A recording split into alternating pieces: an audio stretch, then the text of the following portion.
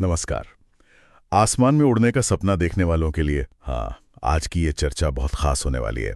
हमारे पास एक गाइड है, भारत में पायलट कैसे बने, और हम इसी में गोता लगाकर समझेंगे कि भाई ये सपना हकीकत कैसे बनता है, क्या रास्ता है इसका। बिल्कुल। और ये गाइड ने एक तरह से पूरा नक्शा सामने रखता है। मतलब योग्यता क्या चाहिए, फिर ट्रेनिंग कैसे होगी, कितना खर्चा आएगा, और हाँ, करियर कैसा रहेगा आगे। तो कोशिश यही रहेगी कि इसमें से सबसे काम की बातें निकालकर सामने रखें, ताकि जो भी पायलट बनना चाहते हैं उनके लिए राह थोड़ी आसान हो जाए, थोड़ी स्पष्ट हो जाए। हाँ, तो चलिए शुरू करते हैं बिल्कुल पहली सीढ़ी से कि कौन बन सकता है पायलट।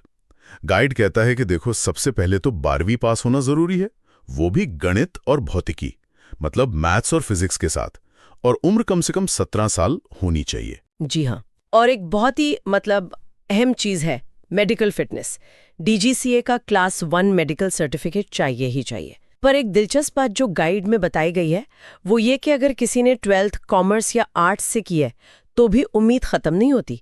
वो लोग NIOS यानी national institute of open schooling से गणित और भौतिकी का इम्तिहान अलग से दे सकते हैं, और फिर वो भी योग्य हो जाते हैं। ये दिखाता है कि अब न सिर्फ आपकी पुरानी पढ़ाई नहीं, बल्कि आपकी लगन कितनी है, ये ज्यादा मायने रखता है। अच्छा, ये तो बहुत अच्छी बात है। मतलब अगर जुनून है तो रास्ते हैं। चलिए मान लिया कि योग्यता शर्तें पूरी हो गई, मेडिकल भी फिट हैं, तो फिर अगला कदम ट्रेनिंग। ये कैसे शुरू होती है? गाइड में कुछ स्कूलों के नाम हैं, जैसे चंडीगढ़ का Indira Gandhi institute of aeronautics है, दिल्ली में भी एक एकेडमी का जिक्र है। हाँ, कैप्टन साहिल खुराना एविएशन एकेडमी दिल्ली में।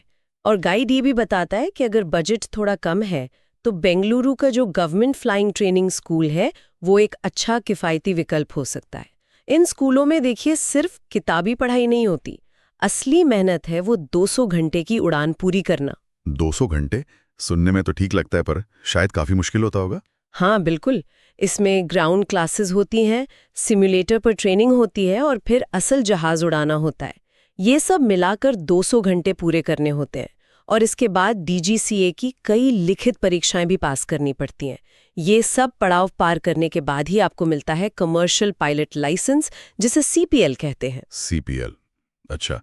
अब आता है वो सवाल जो शायद सबसे ज्यादा पूछा जाता होगा, खर्चा। कितना पैसा लगता है सब में, क्योंकि ये तो एक बड़ा फैक्टर है। हाँ, बहुत बड़ा फैक्टर है। गाइड के हिसाब से देखें तो भारत में CPL हासिल करने का जो औसत खर्च है वो करीब 30 लाख से 40 लाख के बीच आ सकता है। ये एक बड़ी रकम है, इसमें कोई शक नहीं। 30 से 40 लाख। लेकिन जैसा गाइड में भी इशारा है, सरकारी फ्लाइंग स्कूल खासकर जो छोटे शहरों में है वहाँ ये खर्च काफी कम हो सकता है, शायद 10 लाख से 20 लाख के आसपास भी। और हाँ, लोन के विकल्प भी हैं। एजुकेशन लोन मिल जाता है, SBI, HDFC जैसे बैंक मदद करते हैं इसमें। तो लोन एक रास्ता है, पर क्या इस भारी भरकम खर्च के अलावा भी कोई और तरीका है? मान लीजिए कोई इतना खर्च नहीं उठा सकता। जी हाँ, एक और बहुत अच्छा रास्ता है जिस पर गाइड भी ध्यान दिलाता है, वो है भारतीय वायुसेना, इंडियन एयरफोर्स। अगर आप NDA या CDS की परीक्षा पास कर लेते हैं तो न सिर्फ आपकी ट्रेनिंग पूरी तरह मुफ्त होती है, बल्कि आपको देश सेवा का एक बहुत प्रतिष्ठित मौका भी मिलता है। ये उन लोगों के लिए बेहतरीन है जो खर्च को लेकर चिंतित हैं या जिनका झुकाव डिफेंस की तरफ है। ये एक बहुत महत्वपूर्ण जानकारी है। अच्छा, चलिए आगे बढ़ते हैं। मान लिया CPL मिल गया, चाहे जैसे भी मिला, खुद के खर्च से या एयरफोर्स से। अब क्या सीधे किसी एयरलाइन में नौकरी मिल जाती है? गाइड में टाइप रेटिंग का जिक्र है, ये क्या बला है? हाँ, भला नहीं है, पर जरूरी बहुत है। देखिए, CPL आपको लाइसेंस देता है कि आप कमर्शियल विमान उड़ा सकते हैं, पर एयरलाइंस जो है वो खास तरह के विमान इस्तेमाल करती हैं, जैसे एयरबस A320 या बोइंग 737। तो टाइप रेटिंग असल में उस खास विमान को उड़ाने की स्पेशल ट्रेनिंग होती है। ये ट्रेनिंग पूरी करने के बाद ही आप Indigo, air India, Akasa air जैसी बड़ी एयरलाइंस में फर्स्ट ऑफिसर के पद के लिए अप्लाई करने लायक बनते हैं। समझ गया, मतलब स्पेशलाइजेशन। और फिर आती है सबसे आकर्षक बात, सैलरी। इसका क्या हिसाब किताब है? हाँ, करियर के लिहाज से देखें तो शुरुआत अच्छी होती है। गाइड बताता है कि शुरुआती सैलरी करीब 1.5 लाख से 3 लाख प्रति माह हो सकती है, और जैसे जैसे आपका अनुभव बढ़ता है, आप सीनियर बनते जाते हैं, तो ये आंकड़ा 6 लाख से 10 लाख प्रति माह या उससे भी ऊपर जा सकता है। काफी अच्छी संभावनाएं हैं।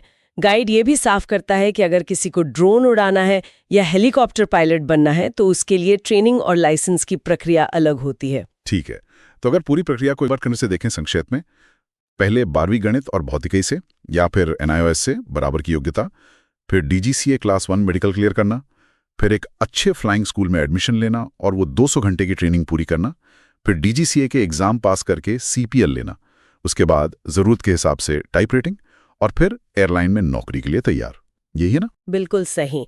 रास्ता लंबा है, मेहनत वाला है। यकीनन इसमें आपका पूरा समर्पण चाहिए, अनुशासन चाहिए, समय लगता है और पैसा भी लगता है। चुनौतियां हैं पर नामुमकिन नहीं है। और जैसा ये गाइड दिखाता है, अगर आपके पास सही जानकारी है, आपने ठीक से प्लानिंग की है, तो हाँ, ये मंजिल हासिल की जा सकती है। बिल्कुल, सपने देखना तो बहुत जरूरी है, पर शायद उससे भी ज्यादा जरूरी है उन सपनों को हकीकत में बदलने के लिए तैयारी करना। ये रास्ता आसान नहीं लगता, पर जैसा आपने कहा, नामुमकिन बिल्कुल नहीं है। जाते जाते एक विचार छोड़ जाते हैं सबके लिए सोचने को। जिस तरह से टेक्नोलॉजी बदल रही है, भारत में डोमेस्टिक एविएशन बढ़ रहा है, क्या लगता है भविष्य के पायलटों के लिए कुछ नए, कुछ अलग तरह के मौके भी बन सकते हैं? शायद ड्रोन उड़ाने में या किसी बिल्कुल नए किस्म के एयरक्राफ्ट के लिए।